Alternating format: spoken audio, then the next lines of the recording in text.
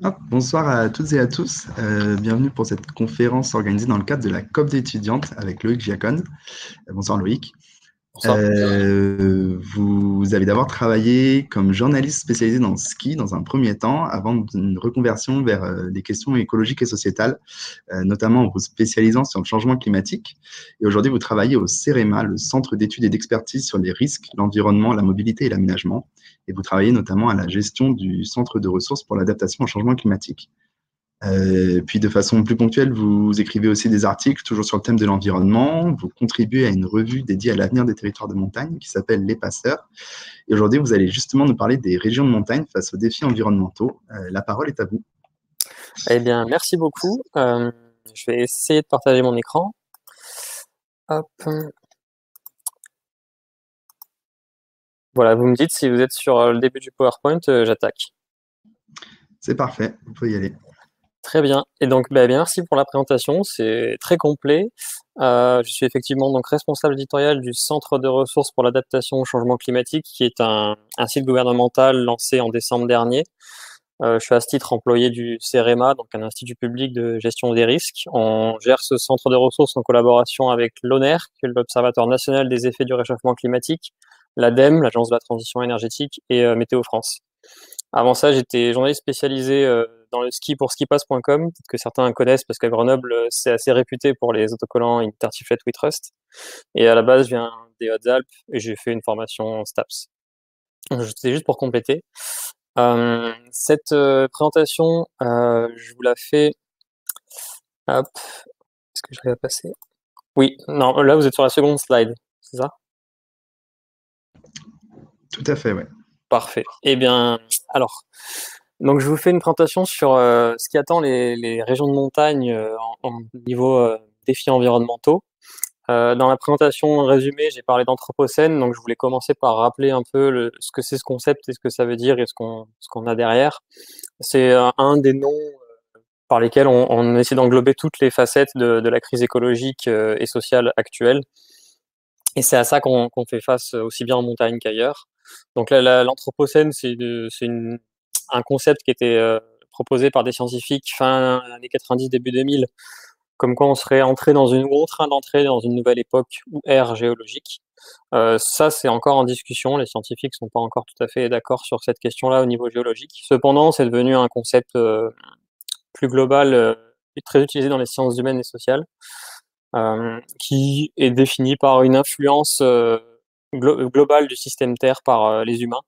Donc dans la petite définition que j'ai mise à côté, j'ai mis l'humanité entre guillemets parce que en fait le terme anthropocène lui-même fait souvent débat puisque ça comprend l'anthropos au sens donc des humains en entier, alors que concrètement les causes de la crise écologique actuelle sont tout de même le fait d'une minorité d'êtres humains. Et c'est pour ça qu'il y a beaucoup d'autres termes qui sont proposés qui seraient plus adéquats, comme capitalocène ou symbiocène, et j'en passe, il y en a une dizaine. Donc l'anthropocène, c'est ce qu'on voit. Là, j'ai choisi cette figure-là parce que je la trouvais assez représentative, mais il y en a plusieurs. Il y a aussi dessus les courbes de ce qu'on appelle la grande accélération, qui sont le moment après la seconde Guerre mondiale où tout s'est accéléré. C'est donc des impacts sur le climat, sur la biodiversité, sur les sols, des pollutions, des déchets, et j'en passe. Donc c'est tout ça à quoi font face les régions de montagne comme le reste. Et c'est ça qu'on va essayer d'explorer ici et voir ce qu'on éventuellement peut y faire. Donc la montagne, alors je vais me cadrer tout de suite sur la montagne en France et précisément en France métropolitaine. Je suis pas du tout assez calé sur les massifs montagneux d'outre-mer. Alors, en France, on a 9 massifs, dont 6 en métropole, 3 en outre-mer. Les 6 de métropole, ce qu'on voit ici, donc c'est le Massif central, les Pyrénées, les Alpes, le Jura, les Vosges et la Corse. Les Alpes qui sont souvent découpées entre les Alpes du Nord et les Alpes du Sud. Ces zones, là, la carte que vous voyez ici, ce sont ce qu'on appelle les périmètres de massif d'après l'Agence nationale pour la cohésion des territoires. Ça englobe un petit peu plus que les zones de montagne au sens strict, qui est une autre définition pour les communes qui sont en montagne avec certains degrés de pente et de terrain. Ça comprend aussi ce qu'on appelle les piémonts, les zones qui sont sur les bords des reliefs montagneux. C'est pour ça que c'est un peu plus large, notamment sur le massif central. Donc, ces zones, elles ont un climat spécifique qu'on appelle le climat de montagne. Donc là, c'est une figure de Météo France qui résume les climats de la France. C'est essentiellement défini par la baisse de la température en fonction de l'altitude. On a notamment des effets sur les précipitations et sur les vents qui sont assez particuliers. Donc là, c'est une définition de Météo France aussi. J'ai ajouté effet orographique parce que c'est l'effet principal que font les montagnes sur la météo, c'est que on a un relief qui bloque les précipitations. L'effet orographique, en fait, c'est l'effet qui se passe lorsqu'un vent passe sur un soulèvement de relief. Ça chauffe d'un côté, ça refroidit d'un côté, ça réchauffe de l'autre. D'ailleurs, l'effet de Fun, c'est une conséquence de l'effet orographique, pour ceux qui connaissent. Et c'est ça qui fait que les précipitations bloquent sur les massifs montagneux et ils déposent des précipitations sous forme de neige en hiver, essentiellement en hiver. Ce climat, il change. Vous avez peut-être, pour certains d'entre vous, vu la présentation de Samuel Morin d'hier matin, qui est donc, lui, spécialiste du changement climatique et des impacts notamment sur la cryosphère, tout ce qui est glacé, la neige, la glace, les glaciers, les sols gelés, le pergélisol, etc. Donc j'ai essayé de faire en sorte de ne pas répéter tout ce qu'il disait, que je vais passer un peu vite là-dessus. Mais en résumé, ce qui change dans la montagne en France à cause du changement climatique, donc tout ce qui est listé ici, c'est des choses qui sont déjà constatées. On a une hausse de la température moyenne, surtout en été. On a le beau graphique en haut à droite sur les Alpes françaises, avec une hausse qui est pas loin des plus de degrés au niveau des Alpes. Donc il y a deux choses là-dessus. J'entends souvent dire que le changement climatique a 2 fois plus d'impact en montagne qu'ailleurs. C'est à la fois vrai et faux. Comme on le voit ici, c'est vrai que ça chauffe vite. Cependant, ça chauffe pas en fait beaucoup plus vite que les continents en général. Et en fait, c'est les continents en général qui se réchauffent plus vite que l'ensemble et les océans qui se réchauffent moins vite. On n'a pas de signal sur les cumuls de précipitations, c'est très variable et on voit une légère baisse en bas à droite sur le graphique pour la Savoie, mais grosso modo, on a du mal à discerner quelque chose de significatif. Par contre, le combo de la hausse des températures et de l'évolution des précipitations de manière stable fait qu'on a plus de précipitations sous forme de pluie que sous forme de neige, et donc une baisse de l'enneigement à basse et moyenne altitude. Tout cela, ça modifie le cycle de l'eau. On a un enneigement qui est réduit en quantité, mais aussi en durée. Donc, il y en a un manteau neigeux qui commence plus tard et qui finit plus tôt. Ça fait que les étiages, le moment où les cours d'eau sont au minimum, arrivent plus tôt dans les saisons. On a aussi une hausse de l'évapotranspiration, c'est toute l'évaporation de l'eau qu'il y a dans les végétaux à cause de la hausse des températures. Donc, ça provoque plus de stress hydrique en été, et donc un risque de sécheresse plus élevé. On a le recul des glaciers qui est bien connu puisque très visible. On a aussi l'augmentation du risque d'écroulement rocheux à haute altitude, là où il y a du pergélisol, du sol gelé dans les grandes parois de haute altitude. Et on a une remontée de la biodiversité en altitude et en latitude, c'est-à-dire vers le nord et vers les sommets. Seulement, le problème vers les sommets, quand on remonte vers les sommets, c'est qu'il y a de moins en moins d'espace. J'en reparle un peu plus loin. Ça, c'est à titre d'illustration, c'est la nivose du col de Porte, qui est une des plus anciennes en France, où on observe l'évolution des températures, de l'enneigement ici. On voit bien que l'enneigement, c'est quelque chose de très irrégulier. On a une forte variabilité interannuelle, mais qu'en tendance, c'est assez clair. On a une baisse importante du manteau neigeux. Donc ici, on est à 1325 mètres, on est en moyenne montagne, en Chartreuse. Pour la suite, tout ce qu'on a précédemment vu comme impact, ça va s'accentuer, enfin ça va continuer et probablement s'accentuer si on ne réduit pas fortement les émissions de gaz à effet de serre. Je vous ai mis à droite une figure de Météo France alors c'est une figure de Météo France qui a été reprise pour un rapport sénatorial sur laquelle on voit les températures passées et ensuite les projections selon 3 scénarios différents d'émissions de gaz à effet de serre. Le trait rouge, c'est le RCP 2.6, c'est un scénario qu'on peut dire optimiste avec forte politique climatique et une température en 2100 d'à peu près de 2 degrés. Là, si vous regardez l'écart à la référence, c'est pas le niveau pré-industriel, ça doit être une référence 1980-2010, quelque chose comme ça. Donc en RCP 2.6, en fin de siècle, on est à plus de degrés. En RCP 4.5, on est à 3 et quelques, ou par là. Et RCP 8.5, on est à 4 degrés, 4 degrés et demi par rapport au niveau pré-industriel. Et RCP 8.5, c'est ce qu'on peut qualifier de scénario pessimiste. Et on voit que jusqu'à 2050, il est difficile de distinguer une différence entre les scénarios. C'est pour ça que souvent on dit que les dés sont jetés jusqu'à 2050. En vrai, on devrait commencer à voir la distinction entre les scénarios à ce moment-là, si jamais on pouvait comparer entre ce qu'on va mettre en place et ce qui aurait pu se passer. Je sais pas si je suis très clair, mais en gros, si on coupe toutes les émissions demain matin en fonction de... Enfin, non, pas toutes les émissions, mais qu'on commence à suivre un scénario très optimiste dès l'année qui vient, on verra une différence à partir de 2040-2050, tout doucement, et puis la différence s'accentue au fil de la deuxième partie du siècle. Donc, en fonction de ça, tous les impacts qu'on a vus avant, ils seront plus ou moins forts selon le scénario qui sera suivi. Une chose est sûre, c'est que les températures vont continuer d'augmenter pour les prochaines décennies. Les glaciers vont continuer de reculer et les glaciers vont probablement disparaître en grande partie, y compris dans un scénario optimiste. L'enneigement va continuer de diminuer, surtout à basse et moyenne altitude, et la biodiversité va devoir continuer de s'adapter et monter en altitude, là où leur aire de répartition, hélas, sera de plus en plus faible. Ça, ce sont des figures tirées du rapport Adapt Mont Blanc, qui était centré sur le massif du Mont Blanc, comme son nom l'indique. C'est pour vous donner une idée du recul des glaciers avec un scénario médian. Donc le 4.5, c'est le scénario un peu intermédiaire. On voit bien que la mer de glace, qui a déjà bien reculé depuis plusieurs décennies, elle sera cantonnée sur les sommets en 2100, même dans un scénario moyen. Donc on peut plus ou moins dire que ces jours sont comptés. Et alors tous les autres glaciers qui sont plus petits et à plus basse altitude, cette fois-ci, c'est certain qu'ils vont disparaître. À gauche, ce sont les températures moyennes. On voit, donc c'est en 2050 à gauche en bas et température actuelle en haut. Et on voit la remontée de ce qu'on appelle l'isotherme zéro, la limite où on passe en dessous de 0 degré.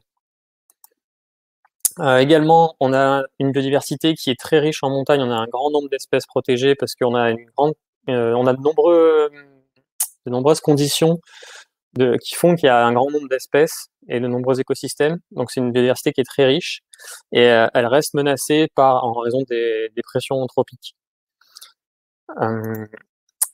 Ça, c'est un extrait d'un rapport qui est sorti en 2018 sur les écosystèmes rocheux et des hautes montagnes.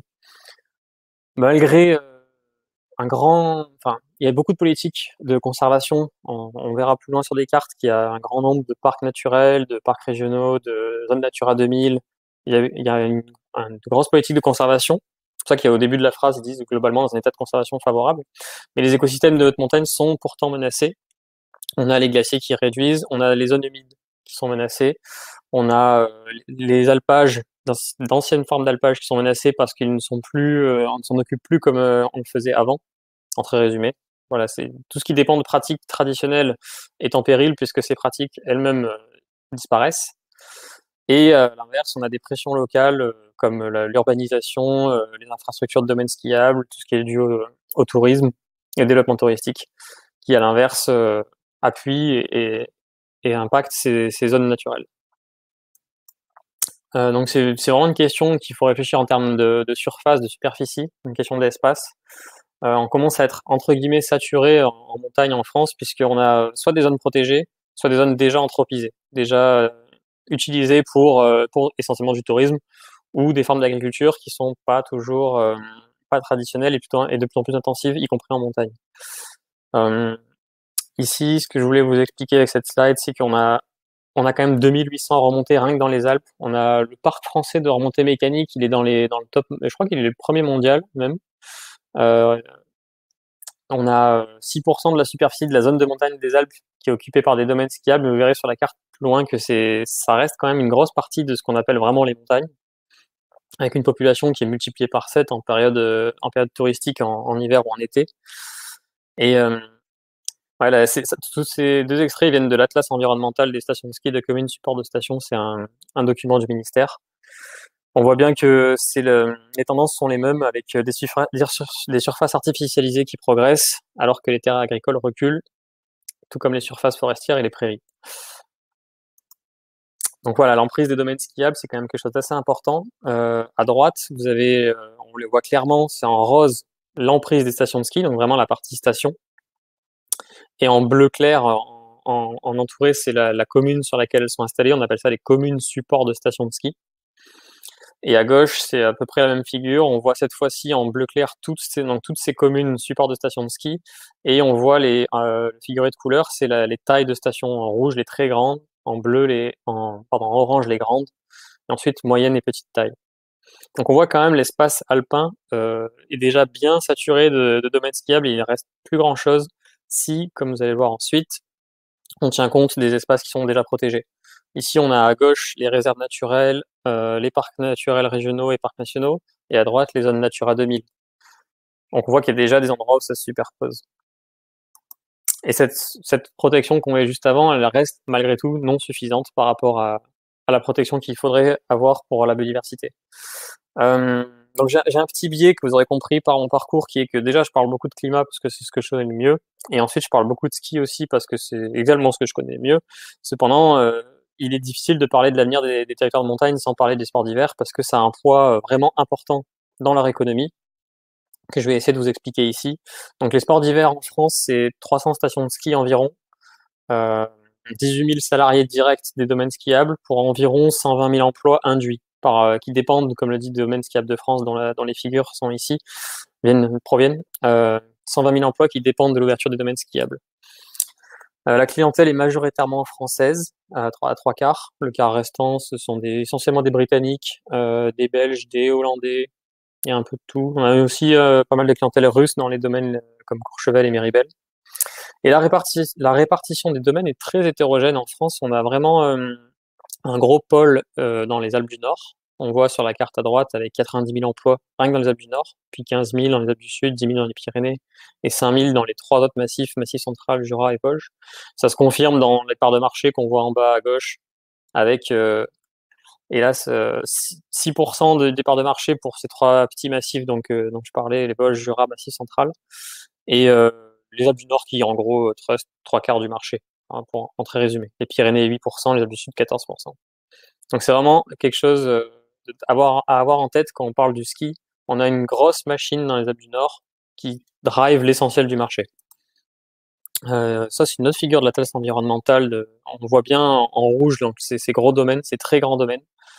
Commune support de station à très grand moment de puissance. C'est un peu technique, mais ça veut dire que le moment de puissance, c'est la capacité des remontées mécaniques. C'est une unité précisément, c'est le débit de la remontée multiplié par le dénivelé.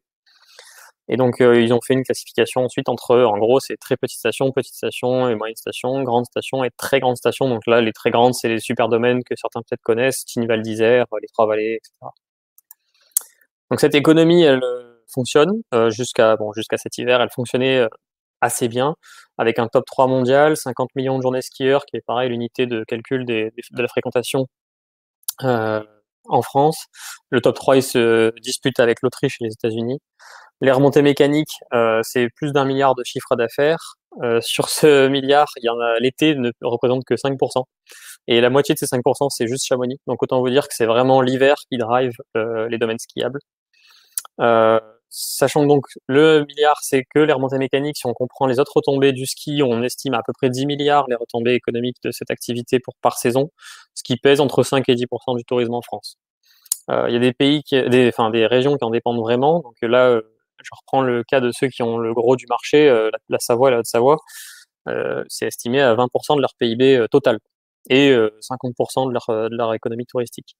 Cette clientèle, elle est tout de même assez élitiste et aisée. En France, le ski, c'est pas un sport démocratisé. Il y a 8% en moyenne des Français qui skient régulièrement, parmi lesquels il y a essentiellement des classes supérieures, des cadres, etc. Donc ces sports d'hiver, ils ont un souci qui s'appelle le changement climatique. C'est pas nouveau, mais jusque-là, on avait du mal à le ressentir vraiment. Ils sont cependant menacés et pas de manière homogène. Comme vous l'avez vu, il y a une répartition très hétérogène des domaines skiables. Et pareil, dans les impacts du changement climatique, ça va être également de manière très hétérogène. Tout va dépendre, quand on observe une station de ski, si on veut savoir si elle va être menacée par le changement climatique, ça va dépendre de plusieurs choses. Ça va dépendre de l'échéance qu'on observe. Est-ce qu'on parle du milieu du siècle ou de la fin du siècle ou des 10 prochaines années? Si on parle du milieu et de la fin du siècle, ça va dépendre du scénario d'émissions de gaz à effet de serre, comme je vous expliquais un peu avant. Ça va beaucoup dépendre du massif et de l'altitude dont on parle, si c'est une station de basse altitude dans le massif des Vosges ou si c'est de haute altitude dans les Alpes du Nord. Ça va dépendre du type de station et de ses caractéristiques. Est-ce qu'elle est exposée sud? Est-ce qu'elle a des grandes capacités d'investissement pour investir dans la neige de culture, ce genre de choses. Et ensuite, tout va dépendre aussi du contexte global, puisque malgré tout, les stations de ski ne sont pas des entités qui vivent toutes seules dans leur coin, et ce qui se passe dans le reste du monde et dans le reste du pays va les impacter comme on le voit très bien actuellement. Ça, c'est quelque chose qui est intéressant parce qu'il y a peut-être 2-3 ans, c'était un peu dur à faire comprendre. Depuis la crise de la Covid, c'est beaucoup plus simple. D'ailleurs, les sports d'hiver, ils sont dans un espèce de paradoxe, un curieux paradoxe. qui est qu'il contribue en fait à faire diminuer le matériau sur lequel il se pratique, puisque quand on va au sport d'hiver, on émet des gaz à effet de serre, essentiellement dans le transport des personnes et dans le logement. Et donc ça contribue au réchauffement climatique qui contribue à la baisse du manteau neigeux. Là à droite, je vous ai mis un petit extrait d'un document qui a été fait en 2010, c'était un bilan carbone des stations de ski. Et on voyait que le transport était pour à peu près 50, 60% des émissions des stations de ski. Et plus si on ajoute le logement, on est quasiment à plus de 3/4. Donc ces deux postes-là sont les postes majoritaires d'un séjour au ski, dont il faut tenir compte quand on réfléchit à une transition. Je dis ça parce qu'en fait, l'industrie, c'est-à-dire le syndicat principal Domaine Skiable de France, a annoncé des mesures vertes à l'automne dernier, notamment une neutralité carbone à l'échéance 2037. On en pense qu'on en veut sur l'échéance, c'est pas tout de suite.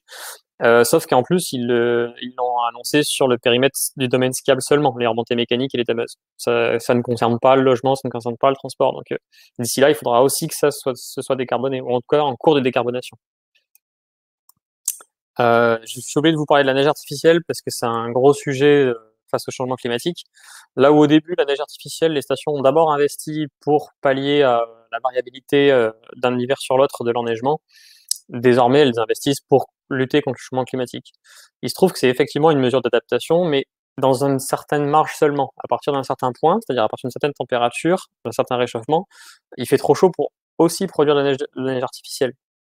Et ça, c'est quelque chose qui va compliquer la tâche des stations de basse et moyenne altitude parce qu'elles ne pourront pas toujours faire face au changement climatique. On a eu des études qui ont été faites sur ça.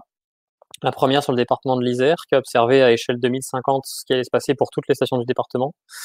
L'étude a estimé que en montant à 42% la superficie couverte par des canons à neige des stations, en moyenne, là où on est à peu près à 30 ou 35 aujourd'hui, on pourrait maintenir ce que l'étude appelait une skiabilité similaire à l'actuelle, sans trop de problèmes de ressources en eau. Seulement, la même équipe de chercheurs a également fait un autre article scientifique, cette fois-ci en observant ce qui allait se passer à l'échelle de fin du siècle et dans toutes les Alpes et les Pyrénées. Et on voit que ça se complique en fait beaucoup sur la deuxième partie du siècle si on suit un scénario pessimiste. De mémoire, je crois qu'il y a 23 ou 24 domaines skiables qui auront encore des conditions d'enneigement qui permettraient de pratiquer le ski alpin avec des canons à neige en 2100 en scénario pessimiste, sur 175 domaines étudiés.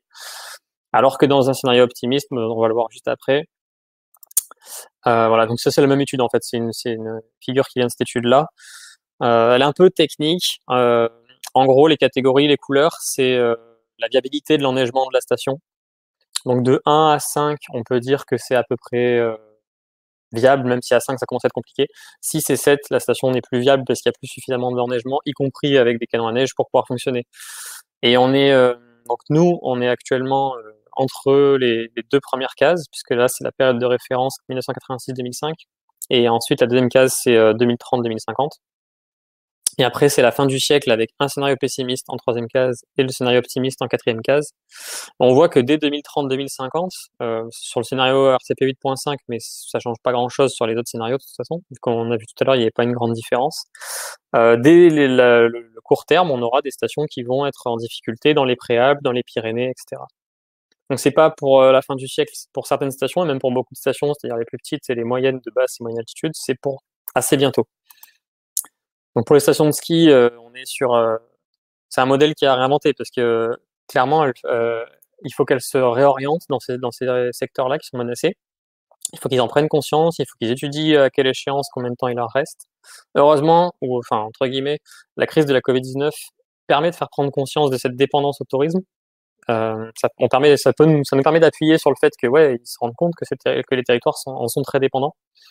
Il faudra tenir compte des grandes différences entre les régions, des autres contraintes environnementales, puisque là, si on se dit, bah ok, je fais une transition, vu que je peux plus skier sur la neige naturelle, même la neige à canon, bah, je vais faire un ski dome comme à Dubaï, et je construis un énorme truc énergivore. Bon, je vous laisse, voilà. Il faudra réfléchir en termes de territoire, en fait, pas seulement de station de ski à l'endroit de la station, mais toute la vallée, voir le département, voir le massif où elle se situe pour réfléchir à qu'est-ce qui pourrait être fait, comment on pourrait vivre si le ski en vient à ne plus fonctionner et ne plus amener autant d'argent que ce qu'il faisait. Donc réfléchir à l'avenir du tourisme en général et pas seulement des sports d'hiver, ça je vais y revenir. Cette slide, c'est le This is not a drill, ce n'est pas un exercice, c'est un des slogans d'Extinction Rebellion que j'ai utilisé parce que en fait la fin du ski, on y est déjà. Il y a peut-être certains d'entre vous qui ont vu des articles sur ce qu'on appelle les stations fantômes. Il y a déjà eu pas mal de stations qui ont été fermées en France, essentiellement pour des raisons budgétaires, ou parce qu'elles étaient faites à des mauvais endroits, ou parce que c'était mal géré, ou parce que ça n'avait aucun sens de les faire à cet endroit-là, et que dès qu'il y a eu pas beaucoup de neige, ben, elles étaient finies. Mais là, à partir de ce début de siècle et pour les prochaines décennies, ça va être de plus en plus de stations fermées, clairement à cause du changement climatique. Et là, à Ventron, c'est plus ou moins ce qui se passe. L'exploitant a dit, bah moi, ça sert plus à rien, je veux pas continuer parce que de toute façon, avec le changement climatique, on s'en sortira pas. Et ben les gens de Ventron essaient de sauver la station, mais ce sera pour combien de temps? Pour quelques années. Si jamais quelqu'un reprend, ce sera que pour quelques années ou maximum une décennie. Mais celle-ci, elle fait partie des stations qui sont condamnées à assez court terme. Donc les défis à relever en montagne, je redézone un petit peu au-delà du seul spectre du monde du ski et du tourisme. Et ben c'est de respecter les limites planétaires en fait. C'est de retrouver un mode de vie, d'organisation qui respecte ses limites. Dans le climat, ça veut dire qu'il faut réduire ses émissions de gaz à effet de serre, tout en s'adaptant aux impacts déjà présents et à venir qui vont augmenter. Pour la biodiversité, c'est trouver peut-être d'autres moyens d'interagir avec le vivant qui soient durables. Les sols et les surfaces, c'est limiter l'artificialisation, l'anthropisation. Au niveau des ressources, c'est voir comment on gère nos ressources et comment elles vont évoluer. Je pense surtout au cas de l'eau en montagne, et tout en diminuant les impacts qu'on a externalisés. Pour ceux qui connaissent cette notion, c'est tout ce qui est émissions de gaz à effet de serre importées, déforestation importée, tout ce que dû à notre mode de vie a lieu ailleurs et qui est problématique, l'extractivisme, etc. Et la gestion des pollutions. Tout cela dans le but de continuer de vivre en montagne, parce que c'est ça qui drive un peu la réflexion ici. Donc pour cela, il faut mettre en place une difficile mais nécessaire transition qui reste à définir. Alors moi, je suis vraiment pas venu vous donner des solutions avec ma valise et vous dire faire ça, ça, ça et ça. En fait, on ne fait que commencer ce travail concrètement en montagne, tout doucement. Donc cette transition, elle va être, ou elle peut être écologique, énergétique, économique, touristique, politique, philosophique. Là, je parle quasiment en mode anthropologie, ontologique, ou tout ça ensemble. Hein. Et par contre, ce qui est sûr, c'est qu'il faut pas traîner parce que une transition, ça se fait pas comme ça se fait pas en un hiver et on s'en rend bien compte avec la Covid-19 puisque quand le ski s'arrête, tout s'arrête et on ne fait pas une transition en un hiver. Il faut qu'on aille vers une montagne zéro carbone puisque si on suit la stratégie nationale bas carbone, la SNBC, en 2050, on doit être à zéro émission nette, donc on sera plus ou moins décarboné ou pas très loin. Donc quel modèle économique réellement durable on peut trouver pour les régions de montagne, c'est la question. Et honnêtement, je n'ai pas de réponse. Vous verrez, j'ai quelques pistes, quelques idées, mais ensuite, je vous ai mis une citation de Philippe Bourdeau, qui est un chercheur assez réputé sur les questions environnementales, de stations de ski et de l'avenir des montagnes, qui est dans un article du Monde diplomatique de ce mois-ci, qui dit il y a 20 ans, l'enjeu était de sortir du tout ski, de faire que du ski. Il y a 10 ans, c'était de sortir du tout neige, donc de diversifier par autre chose que le ski, mais toujours en dépendant de la neige. Aujourd'hui, c'est de sortir du tout tourisme. C'est vraiment ça. Avant de finir, je vous montre un petit cas. Je regarde juste combien de temps il me reste. Je suis pas déjà dépassé. Moi, je suis pas très loin. La station de Métabier dans le Jura, c'est la première station de France qui a acté de sa fermeture future et enclenché une transition. Ça, c'est un extrait de l'étude climatique qu'ils ont fait faire aux chercheurs qui ont développé les modèles d'évolution de la neige de culture et de damage en fonction du climat. Et en gros, l'étude leur montre qu'en 2040, ce sera déjà fini pour eux parce que c'est les couleurs que vous voyez, en fait, c'est le nombre de jours d'ouverture potentiel. Donc en vert, c'est les pistes qui sont équipées de canons à neige, qui subsistent encore un petit peu. Mais il y a des zones critiques qui sont déjà en rouge alors qu'elles ont des canons à neige. À partir de ce moment-là, s'il n'y a plus de retour station, la station sera plus rentable. Donc en gros, la synthèse de l'étude, c'est qu'à partir de 2035, ça va être quasiment impossible de maintenir l'activité ski de la station. Et donc, ils ont acté de ces résultats qu'ils ont reçus l'année dernière, hein, c'est assez frais, donc 2020. Et ça a été la première station donc à anticiper sa fermeture à l'horizon 2030-2035, à l'acter, à dire bah nous voilà, on sait que 2030-2035, on arrête le ski alpin à Métabier et à mettre en place ce qu'ils ont appelé un plan de transition climatique. Grosso modo, on investit un petit peu encore dans le ski parce qu'il faut qu'on tienne quand même 10 ans et une station de ski pour tourner, ça demande tout de même des investissements pour faire fonctionner les remontées mécaniques. Et le reste de l'investissement, on le met sur la transition, donc sur les activités qu'on va commencer à mettre en place dès maintenant. Le VTT, la luge d'été qui va être remplacée, ils ont une vieille luge d'été qui vont remplacer par une luge 4 saisons. Et surtout, ils vont essayer de faire en sorte de développer ce qui s'appelle le tourisme contemplatif, donc de faire monter des randonneurs sur le sommet de la station au Mont d'Or pour qu'ils viennent profiter de l'espace naturel sans pour autant trop le développer ou trop l'anthropiser. C'est des réflexions et décisions qui ont été prises en concertation avec les habitants, les locaux, les socio-professionnels et les élus. Et malgré tout cela, ils le disent clairement, on remplacera pas l'argent qu'amenait le ski alpin. On va vers une décroissance, on va diviser le chiffre d'affaires par 3 ou 4 au lieu de 5 ou 6 si on n'avait pas fait notre plan de transition. Et sachant que l'économie, que la station de ski représente à peu près 30% de l'économie touristique du territoire de ce secteur-là, le Haut-Doubs, et ben ils vont quand même avoir une baisse. Ils le savent, ils vont y avoir une baisse de l'économie touristique avec la fermeture de la station de ski. Donc c'est pour ça qu'ils dès maintenant ils disent il faut qu'on réfléchisse à ce qu'en 2030-2035 on réfléchisse à d'autres activités soit touristiques soit autres pour arriver à faire vivre ce territoire. Donc voilà, des pistes d'avenir désirables. Là, je donne des pistes, mais vraiment c'est des pistes de réflexion qu'on a développées avec, comme le disait en début de présentation, la revue Les Passeurs à laquelle j'ai contribué. On a fait des ateliers de design fiction, on a passé beaucoup de temps, puisque c'est le sujet de la revue en fait, l'avenir des territoires de montagne. On a réfléchi à l'habitat, on a réfléchi au travail en montagne, on a réfléchi au rapport au vivant, à la fin du ski. Et on est encore en train de diffuser ce travail-là pour que les gens s'en emparent et nous disent ce qu'ils en pensent et qu'on voit vers quoi on va en montagne. En tout cas, ce qui est sûr, c'est qu'il va falloir s'adapter au changement climatique. Donc là, c'est clair et net, que ce soit au niveau du tourisme par rapport aux impacts que ça fait sur les activités ou concrètement, vraiment physiquement, adapter les infrastructures de transport, les infrastructures qui sont à haute altitude qui vont avoir des problèmes avec le dégel du pergélisol, les refuges de haute montagne, certaines remontées mécaniques, etc. Adapter l'agriculture, adapter la sylviculture, parce qu'il faut réfléchir aux espèces qu'on plante dès maintenant, ce genre de choses. Voilà, donc j'ai mis le mot à la mode du moment, la résilience des territoires de montagne. Malheureusement, c'est ça qu'il faut faire, c'est anticiper les impacts qu'on va subir pour les gérer et pour entre guillemets rebondir. Revoir notre rapport à l'environnement de montagne, à la nature, au vivant. J'y tiens parce que je lis pas mal d'anthropologie. Je vous conseille d'aller voir ce qu'écrivent des gens comme Baptiste Morisot, Philippe Descola, Anastasia Martin sur ce sujet-là. C'est très intéressant. Ça demande de repenser nos modes de vie, donc voilà les grands domaines que je citais juste avant. Le transport, évidemment, parce qu'on devra être décarboné dans quelques décennies. L'habitat, la façon de travailler, etc. Sachant les régions de montagne en France, on prévoit, en tout cas l'INED prévoit une augmentation de la démographie dans ces zones-là. Et puis ça, c'est assez personnel, mais je sais qu'il y a pas mal de gens qui le partagent, mais vu qu'on fait une transition qui ne sera pas juste une transition touristique, pour ma part, je pense qu'il faut qu'on revalorise des activités montagnardes qu'on regardait un peu, voilà, l'agriculture, on les regarde de haut depuis trop longtemps maintenant, alors que finalement, c'était des modes de relation à l'environnement de montagne qui étaient assez durables.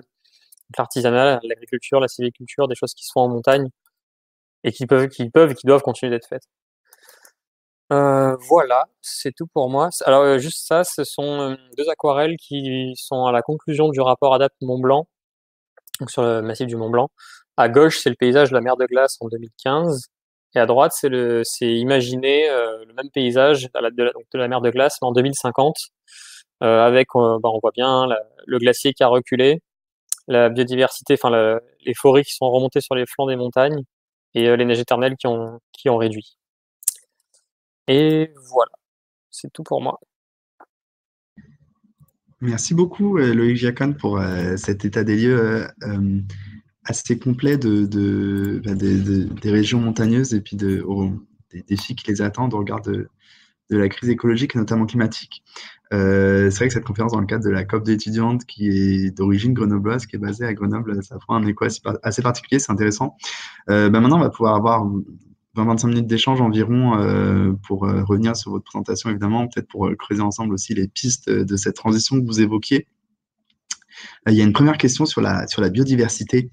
Quel impact sur la remontée de la biodiversité? Il y a évidemment la réduction de l'aire de répartition que vous avez déjà évoquée, est-ce qu'il n'y a pas aussi un risque sur le fait que la biodiversité ne réussisse pas à s'adapter et à être aussi rapide que la hausse de la température pour ce qui est de la faune, mais aussi évidemment la flore, notamment dans un scénario pessimiste? Quelles conséquences pour cette biodiversité en montagne? Oui, complètement. En fait, ouais, je suis moins expert sur la biodiversité que sur le climat, mais ça, comme c'est une question climat, je peux à peu près répondre. On a effectivement un souci de déplacement avec les espèces. Euh, donc tout à l'heure, je disais la biodiversité va devoir remonter en altitude et en latitude. En latitude, ça représente des mouvements d'air de répartition qui sont souvent, enfin, pour pas mal plus rapides que les mouvements de capacité de ces espèces-là, tout ce qui est végétaux, etc. Donc on a un gros risque de disparition des espèces, encore plus dans les scénarios pessimistes. Et dans le cas de l'altitude, c'est pareil. Plus ça va réchauffer, plus il faudra remonter haut, moins il y aura d'espace. Moins les espaces seront adaptés, hein. Dès qu'on monte à haute altitude, on est dans des secteurs très escarpés. Enfin, il n'y a rien qui est fait pour. C'est pas. Donc oui, il y a un gros risque de disparition des espèces. En fait, le changement climatique actuellement, il me semble, 2 ou 3e dans les drivers de disparition des espèces d'après l'IPBES, avec l'anthropisation, avec la surexploitation, avec les espèces invasives.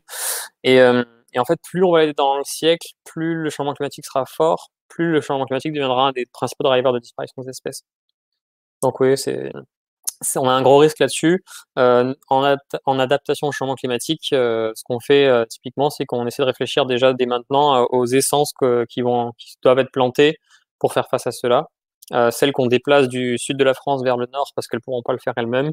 Celles que d'ores et déjà on doit planter pour être adaptées à un climat dans 30 ou dans 50 ans. Pour rester encore une question sur la biodiversité, bon, qui est liée au changement climatique, et puis après on viendra peut-être vers des sujets où vous êtes plus expert. Il y a la question de l'agriculture et de l'élevage.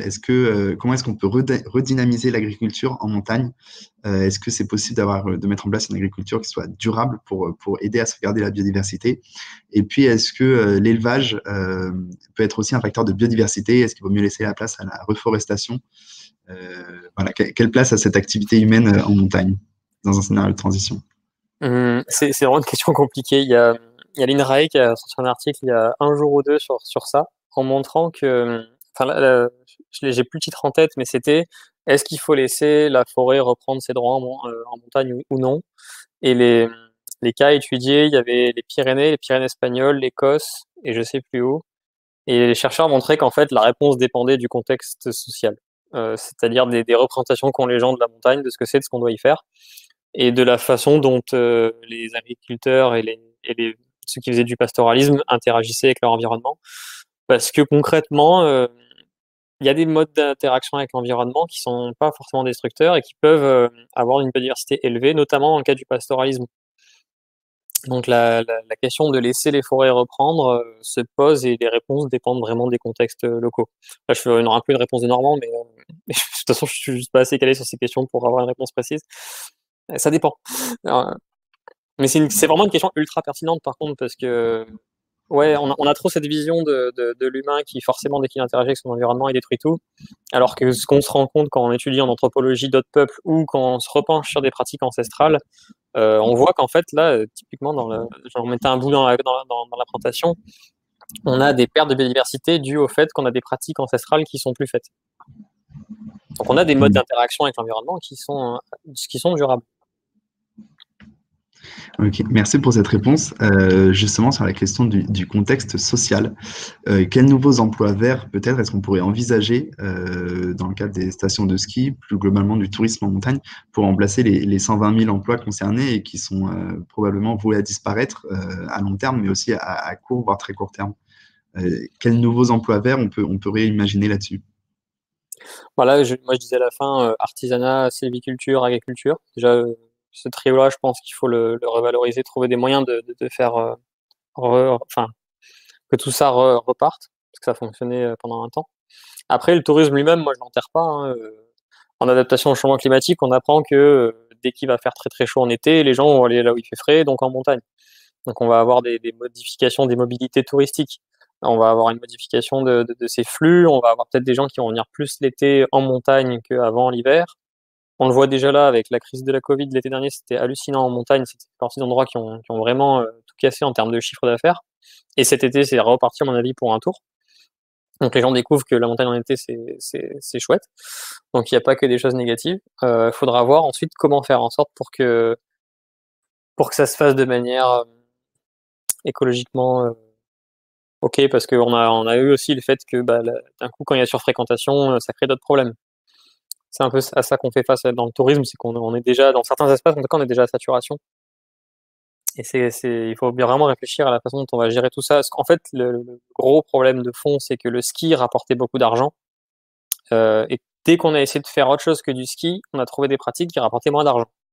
Donc on s'est dit, bah non, on va pas faire ça. Donc pour l'instant, il s'est rien passé en termes de transition, ou presque. Voilà, Métabier qui commence à s'y mettre, 2-3 stations aussi sont sur ce chemin-là. Dès qu'on essaie de remplacer par une pratique qui rapporte moins d'argent, ça veut dire qu'il faut multiplier le nombre de gens qui viennent. Et multiplier le nombre de gens qui viennent en montagne, on sait que ça pose aussi des soucis, quoi. Là, à Métabier, typiquement, ils auraient pu faire autre chose. Ils auraient pu se dire, bon, on va développer à fond tel machin. Alors qu'en fait, ils se sont dit, non, mais on a un espace naturel qui est déjà bien préservé, il faut qu'on continue de le préserver. Donc, on ne fait pas de nouvelles pistes de vélo, par exemple. On a suffisamment de pistes de vélo, on les entretient. On n'en fait pas de nouvelles parce que ça entropise d'autres parties.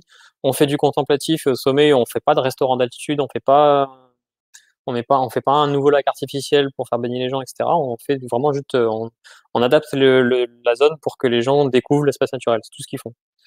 C'est intéressant et c'est engagé parce que ça fera pas un gros chiffre d'affaires. Ouais. Ça, faut en avoir conscience. Donc carrément dans leur document ils disent bah voilà, maintenant faut en tant que territoire, parce que là eux c'est juste la station de ski. Il faut qu'on réfléchisse tous ensemble à comment est-ce qu'on va faire pour vivre à cet endroit-là dans 10-15 ans, quand il n'y aura plus la station de ski alpin qui tourne et qui ramènera cette manne financière. Et beaucoup de stations de territoires sont dans la même situation avec leur spécificité, parce que ce qui a été fait à Métabier peut pas être copié-collé ailleurs, hélas. Ils passent tous par la même phase de réflexion, d'analyse de leur environnement, de leur territoire, pour voir leurs possibilités et qu'ils fassent leur choix. Et est-ce qu'au-delà de cet enjeu économique que vous mentionniez, il n'y a pas un enjeu de sensibilisation sur la question du tourisme? Est-ce que les alpinistes, les skieurs, est-ce que parfois même les moniteurs ou les personnes qui sont concernées par cette économie du tourisme de montagne sont assez sensibilisés? Est-ce qu'ils se sentent assez concernés par ces enjeux? Et sinon, comment est-ce qu'on peut transmettre ces informations et passer à l'échelle là-dessus en quelque sorte?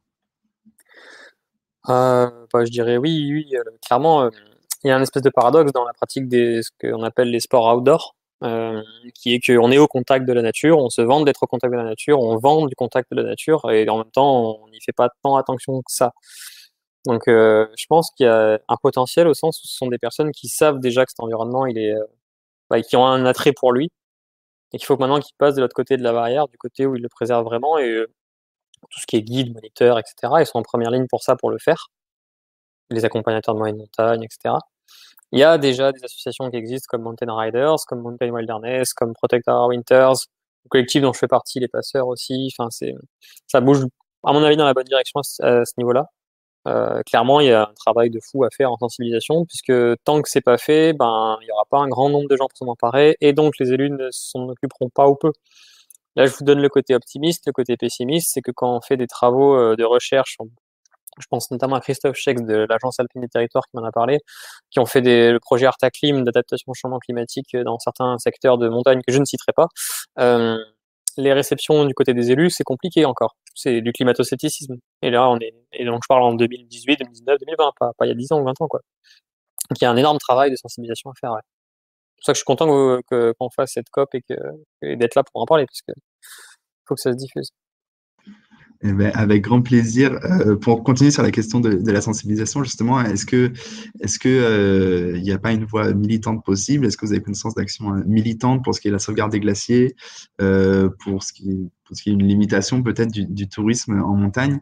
Et si oui, comment est-ce que les initiatives sont accueillies? Est-ce que c'est une bonne façon de procéder? Comment ça peut s'insérer dans ce schéma-là, peut-être? Question compliquée. Moi, en tant que fonctionnaire, déjà, j'ai le devoir de réserve, donc j'ai des questions auxquelles je ne peux pas tout à fait répondre. Donc, je peux pas appeler à militer ou critiquer les politiques publiques, etc. Je pense qu'en montagne, il y a de quoi lutter de toute façon. Clairement, il y a des projets de développement touristique problématiques qui sont faits. Il y a des spots qui sont remis en question. Je pense à ce qui se passait à la Clusaz au Grand Bornand récemment. il y a de la marge pour des luttes. Il n'y a pas encore eu de ZAD en montagne, pas à ma connaissance, mais ça finira tôt ou tard par arriver, c'est quasiment sûr, parce qu'on continue à avoir des clubs med qui essaient de se monter. Des choses. Bon, après, là, la crise de la Covid a tellement mis un coup de frein à une grosse partie de l'industrie que pour l'instant, il y a un break. Mais oui, il faut continuer de sensibiliser, il faut continuer de militer. Je peux pas en dire beaucoup plus. Je comprends, je comprends. Sur la question de la neige artificielle, est-ce qu'elle peut avoir du sens pour tout ce qui est régulation du cycle de l'eau, pour préserver des habitats, pour peut-être maintenir un effet albédo? Est-ce qu'au-delà de permettre aux stations de ski de survivre peut-être plus longtemps, est-ce qu'elle peut avoir un rôle là-dessus un peu plus bénéfique sur tout ce qui est climat, biodiversité? Si oui, et si oui, comment s'assurer qu'elle est pertinente et qu'elle profite peut-être à tous et pas juste à 8% de la population? Honnêtement, la neige artificielle, à part dans le cadre de la pratique du ski, je n'y vois pas d'intérêt. Je sais que depuis l'automne dernier, les deux domaines skiables de France on trouve un nouvel argument en disant, en faisant des retenues collinaires, on peut aider à gérer la sécheresse en été pour les agriculteurs. J'attends de le voir pour le croire, parce que vu les investissements que ça représente, et vu qu'en termes d'étiage, en termes de moments dans l'année où on stocke de l'eau et où on en déverse, ça colle pas vraiment. J'ai envie de voir comment ça va fonctionner à ce niveau-là. Mais peut-être que ça marchera, je sais pas. Sinon, la neige artificielle, concrètement, c'est de l'eau et de l'air sous pression et de l'énergie et des canalisations et des retenues collinaires. Ça cristallise beaucoup les écolos, mais au final, c'est pareil qu'un télésiège, c'est pareil qu'un bâtiment en montagne, quoi. C'est problématique parce qu'on entropise du terrain. Moi, ce qui, entre guillemets, me scandalise le plus et qui est pas suffisamment mis en avant, c'est le fait que pour faire de la neige artificielle, on prend beaucoup d'argent public. Et là, c'est politique parce que c'est pas juste une entreprise privée qui se dit, moi, sur mon domaine que j'exploite, qui est d'ailleurs une délégation de service public souvent, je vais mettre des canons à neige et des tuyaux. Je demande à la région des milliers, des centaines de milliers des fois pour aller faire des canons à neige.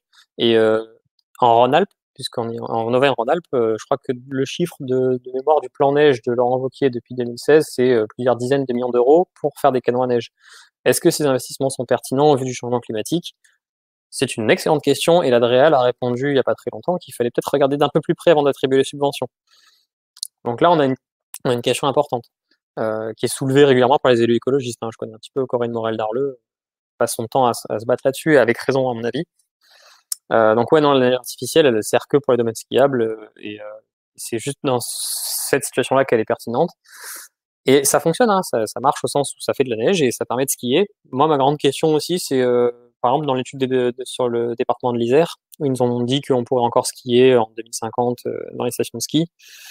Est-ce que les gens auront envie de skier sur des bandes de neige au milieu des alpages? J'en suis pas sûr. Est-ce que ce genre de paysage, ça garantira une fréquentation aussi élevée qu'actuellement? J'en suis pas sûr. La neige de culture, pour ceux qui savent, quand on skie dessus, c'est pas très agréable, quoi. C'est vraiment bref, le paysage hivernal, s'il est pas là et qu'on a juste ces bandes de neige au milieu, à quoi bon? Donc c'est des investissements qui coûtent à la collectivité. On a des problèmes d'endettement de collectivité, donc il faut en tenir compte. On va avoir des problèmes de ressources en eau. Alors le département de l'Isère a dit nous, il n'y a pas de souci pour 2050. Mais si on regarde les rapports de l'Observatoire pyrénéen du changement climatique, c'est pas du tout le même son de cloche pour les Pyrénées, par exemple. Clairement, en gros, la neige de culture et la ressource en eau, ça va être du cas par cas en fonction des bassins versants. C'est ça qui joue en montagne. Donc ça peut être, on peut avoir une station qui est en sécheresse et une station qui est remplie d'eau à 5 bornes de distance à vol d'oiseau, mais comme il n'y a pas de tunnel entre les deux ou de canal, parce que c'est la montagne, c'est compliqué, on verra. Pour l'instant, moi, j'arrive pas à avoir une espèce de résultat clair entre l'argumentaire écologiste et l'argumentaire de l'industrie sur cette question-là. Et les travaux des chercheurs sont un peu entre deux, quoi, permettent pas trop de dire. De toute façon, c'est pas leur rôle de se placer, donc ils disent juste, voilà, on pourra faire ça, on pourra faire ça. Ce qui me pose cette question, c'est surtout, est-ce que c'est pertinent d'investir et de mettre des milliers d'euros, des millions dans l'agriculture, dans des stations de ski qui, potentiellement, dans 10 ans, ferment? Et est-ce que la question va pouvoir être tranchée à temps, entre guillemets, assez vite, ou est-ce qu'il y a un risque de temporalité là-dessus? À Métabier, vraiment, ils ont prévu de faire 2-3 ajustements sur leur réseau de neige artificielle pour pouvoir, grâce à l'étude qu'ils ont faite, ils le savent, gérer les endroits où ils ont identifié que c'était des secteurs à risque pour tenir les 10 ans qu'il y a à faire. Ça, c'est pertinent. Parce qu'il y a un plan derrière, il y a quelque chose, quoi. Mais il y a des endroits où c'est juste, on se met les œillères, enfin on les a déjà, on continue dedans et on investit et puis qui verra verra. De toute façon, je serai plus élu quand ça ira mal, donc c'est un peu ça. Hein. C'est contre ça que beaucoup se battent. Et du coup, au final, la grande question, c'est un peu, est-ce que à long terme, dans un scénario en tout cas qui respecte les limites planétaires, il faudrait condamner complètement le tourisme de montagne et rendre ça complètement inaccessible, ou est-ce que réinventer le tourisme, ça peut être suffisant? Est-ce qu'il faut le réserver est-ce que ça serait réservé à une certaine quantité de la population, entre guillemets, parce qu'il faudrait réduire drastiquement le nombre de touristes? Enfin, voilà, est-ce qu'il y a un avenir, même est-ce qu'un scénario de tourisme de montagne qui respecte les limites planétaires, c'est possible à votre sens ou pas du tout? Ça, c'est vraiment, j'ai pas de réponse. C'est compliqué. En fait, dans la revue Les Passeurs, on a fait des ateliers design fiction où on s'est posé ces questions-là. On a imaginé plusieurs futurs, une dizaine quasiment à 2050. On s'est même pas projeté très très loin. Tous ces futurs sont possibles. Il n'y en a pas un qui sera. Mais après, un tourisme réellement durable, il faut décarboner. Tant que le transport n'est pas décarboné, c'est mort. Une fois qu'on a décarboné le transport et qu'on voit si cette décarbonation elle est elle aussi durable, parce que c'est quand même la question au niveau des énergies renouvelables, au niveau de l'hydrogène, au niveau des ressources, etc. Est-ce que ça continue d'être pertinent d'aller faire des allers-retours à l'autre bout du monde, ou est-ce qu'il faut juste changer notre façon de découvrir le monde? Moi, je suis un peu partisan de Rodolphe Christin qui a écrit le manuel de l'antitourisme, en fait. Donc, c'est quand même une voie complètement différente qui est, lui, il critique le tourisme de masse et il prône une réhabilitation de ce qu'il appelle le voyage, qui est vraiment un mode de déplacement lent où le trajet lui-même devient, en fait, le voyage. Il n'y a plus de notion de destination, quoi. On prend, si on veut aller en Amérique du Sud, il n'y a rien qui nous en empêche sans prendre l'avion. C'est juste que ça prend 6 mois. Et on prend le temps d'y aller, et puis on vit un peu sur place, et puis après on revient ou pas d'ailleurs. Ça n'a rien à voir. Mais donc ça, est-ce que ce serait du tourisme? Je sais pas. Si ça en est, je dirais que oui, on peut avoir un tourisme durable. Ou alors une autre forme de vie, je sais pas. Et je trouve que ça pose une autre question. Est-ce que le fait de pouvoir prendre du temps, de pouvoir adapter son mode de voyage comme ça, c'est pas aussi un luxe qui rejoint le problème que le ski, c'est déjà réservé à une certaine partie de la population? Est-ce que pouvoir remettre cette notion de voyage et prendre 6 mois pour partir en voilier en Amérique du Sud, c'est pareil, c'est pas quelque part un luxe qui fait que ça réserve la chose à une partie de la population bien identifiée? C'est fort possible, oui. Ouais, je suis assez sensible aux inégalités aussi, et j'avoue que j'ai un peu fait une overdose de l'industrie du ski pour cette raison-là, parce que moi j'ai été me promener dans des hôtels 4 étoiles en voyage de presse un paquet de fois. C'est un univers que je connaissais pas du tout, que j'ai découvert de l'intérieur. Oui, c'est clairement une pratique élitiste. Je l'ai écrit dans la présentation. Je le sais parce que vraiment je me suis fardé toutes les stats qui le montrent. Même si l'industrie essaie de pas trop le montrer, alors que c'est assez marrant parce que le domaine skiable de France essaie de dire dans ses dernières communications que il y a beaucoup de gens en France qui skient à partir d'un sondage IFOP qu'ils ont fait faire je ne sais pas comment. Et dans le même temps, ça fait 10 ans que leur stratégie c'est la montée en gamme. C'est s'attirer des clientèles plus aisées parce que eux, parce qu'ils se disent bah ils sont plus aisés donc ils dépenseront plus, donc on aura plus d'argent. La vérité c'est que les classes moyennes n'ont pas les moyens et stagnent, et n'importe qui a lu un peu de Piketty ou d'autres trucs comme ça, c'est bien que les inégalités augmentent et qu'il n'y a que les classes supérieures qui ont les moyens de se payer ça. Donc ouais, on a un souci là-dessus de démocratie, de justice sociale, etc. Et c'est clair quand on voit que certains galèrent à boucler les fins de mois pendant que d'autres se posent la question de est-ce que je prends l'avion ou est-ce que je prends plus l'avion. Ouais, le jour où on se posera tous cette question-là, on aura avancé, ou alors on ne s'en posera plus du tout. Je sais pas. Justement, en parlant de démocratie, est-ce qu'aujourd'hui, il y a suffisamment de liens entre les différents acteurs locaux pour repenser l'avenir des territoires, donc entre les acteurs publics, les propriétaires de stations, peut-être les associations, et puis la société civile, les citoyens tout simplement qui habitent ces territoires? Est-ce qu'il y a suffisamment de liens? Sinon, est-ce qu'on ne gagnerait pas à mettre plus en lien? Comment est-ce qu'on peut instaurer ce dialogue pour inclure peut-être toutes les parties prenantes pour repenser l'avenir des territoires? À quel stade on en est en termes de réflexion là-dessus? Ah, c'est dur à dire. Honnêtement, là, je sais pas. Je pense qu'il faut que les gens s'impliquent plus. Il y a déjà des associations, il y a des partis qui sont par ces questions-là. Pour en revenir à ce qu'on disait tout à l'heure, il faut de la sensibilisation pour que les gens s'en emparent. Parce que les connaissances, on les a, on a tout qui est sur la table. Que ce soit en montagne ou en général, des fois, je suis un peu provoque et je dis que le 6e rapport du GIEC l'année prochaine, on n'en a pas besoin, en fait. Il est bien, et c'est bien qu'il arrive pour qu'on sache plus précisément des choses et pour qu'on remette le paquet sur la communication sur le changement climatique. Mais concrètement, on sait déjà ce qu'il faut faire. On a toutes les clés, on a On a la stratégie nationale bas carbone, on a les rapports du Haut Conseil pour le climat, on sait tout ce qu'il y a à faire, et en montagne, c'est pareil. Moi, j'ai je ne sais combien de rapports, le GREC Sud fait des rapports sur les Alpes du Sud, l'OPCC fait des rapports sur les Pyrénées, Adapt Mont Blanc, enfin, Oranos Aura à Grenoble. Les choses existent, maintenant il faut arriver à les communiquer au grand public, le grand public s'en empare, les élus s'en emparent, et que tous ensemble on discute pour voir ce qu'on fait, quoi. C'est pour ça que je participe à la revue qui est là, parce que moi, clairement, j'avais fait un peu une overdose du monde du ski et du tourisme, et quand ils sont venus me consulter et que j'ai compris que c'était pour une approche beaucoup plus large, je me suis dit: «OK, allez, feu, il y a du travail». Merci pour toutes ces réponses. On va commencer à avoir fait le tour des questions qui ont été posées. S'il y en a d'autres, on a encore 5 minutes si vous voulez les poser dans le chat. On a quelqu'un qui redemande la référence du livre du petit tourisme dont vous avez parlé. Est-ce que vous pouvez redonner la référence ? Je vais l'écrire dans le chat. C'est un sociologue qui s'appelle Rodolphe Christin, qui est assez réputé maintenant sur ces questions-là, qui a écrit ça. Je crois que le manuel de l'anti-tourisme, il date de 2008. Et c'est assez intéressant à lire parce que il a anticipé pas mal de tendances qui se sont vérifiées, quoi.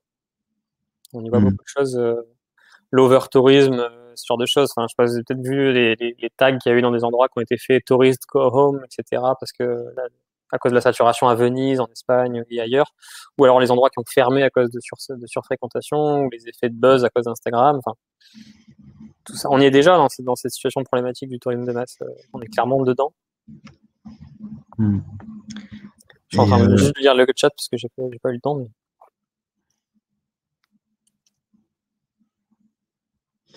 Et peut-être une question avant qu'on finisse cette conférence sur le travail que vous faites avec les passeurs. Quel est le but de la revue, peut-être, la cible que vous voulez toucher, les thèmes que vous avez et allez aborder, un petit instant de pub pour les passeurs là-dessus. En très résumé, on est quand même pas mal de gens à la base du collectif de l'industrie du tourisme et des sports d'hiver, que moi je connaissais donc au moins de vue, et certains personnellement par mon travail d'avant. Et le but, c'était de réfléchir à l'avenir des territoires de montagne. C'est vraiment très large. Ça nous laissait le champ libre sur pas mal de choses. On a commencé le travail en mars l'année dernière, en plein confinement, et on a réussi à sortir le premier numéro. J'en ai pas loin là. On l'a sorti il y a 2 semaines. Et c'est un annuel on était parti sur un annuel, on va peut-être vraiment faire 2 par an, sans pub. Moi, c'était un peu ma condition pour que je participe quand même. En crowdfunding pour le premier, on verra pour la suite. Et vraiment notre idée, c'est de donner les clés des problèmes. De donner un peu l'énoncé des problèmes et donner des clés de réflexion pour développer des avenirs désirables. Et sortir un peu moi, j'avoue que quand j'ai fini mon mémoire de master qui était sur la couverture climatique du changement climatique en montagne, j'étais un peu coincé dans mes réflexions. Je me disais, mais alors du coup, qu'est-ce qu'on fait, quoi? Et notamment, la lecture, par exemple, de Rodolphe Christin m'avait fait du bien en me disant, en fait, il faut juste ouvrir notre champ de réflexion et s'ouvrir à autre chose. Et donc, c'est ce qu'on fait là. Dans ce dossier-là, on réfléchit, donc je disais, au travail, en montagne, à l'avenir, l'habitat, l'agriculture, le tourisme, c'est centré sur le ski, le rapport au vivant. C'est une interview d'Anastasia Martin, qui est vraiment très intéressante. Elle est passionnante pour ses travaux d'anthropologie et parce qu'elle vit à la Grave et qu'elle pratique le ski freeride, que je connais bien aussi comme discipline. Elle avait plein de choses intéressantes à dire. Donc voilà, on essaie de proposer des choses, d'inciter à la réflexion, sans donner vraiment de pistes à suivre, quoi, parce qu'on n'en sait rien. Mais par contre, on voit qu'il y a plein de possibles devant nous et qu'il va falloir qu'on choisisse l'un ou l'autre en fonction des régions, en fonction des endroits. Et je fais un peu pareil dans mon travail, parce que dans l'adaptation au changement climatique, on fait que ça aussi. Eh ben, ouais, écoutez, je pense qu'on va pouvoir finir sur cette note positive d'imaginer et construire les futurs possibles. Pour les sources de votre conférence et de votre diaporama, on va les récupérer et puis ce sera rendu disponible sur le site. Merci beaucoup Loïc Jacon pour votre conférence. Si vous n'avez pas fini votre journée pour l'auditoire, il reste encore 2 conférences qu'on vous propose juste après. De 19h à 20h, une conférence de Nicolas Plein sur le pouvoir de l'information. Comment est-ce qu'on informe sur ces questions écologiques, etc. Et puis une conférence avec Jérémy Pichon sur le zéro déchet. N'hésitez pas à aller faire un tour. Et puis toutes les conférences qui ont eu lieu ce week-end seront de toute façon disponibles en replay sur notre chaîne YouTube. Donc voilà. Et ben merci beaucoup encore Loïc Jacon d'avoir accepté notre invitation. Merci à vous. Et puis merci à tout l'auditoire qui nous a écoutés ce soir. Je vous souhaite une bonne fin de soirée et Une bonne continuation. Au revoir. De même, merci.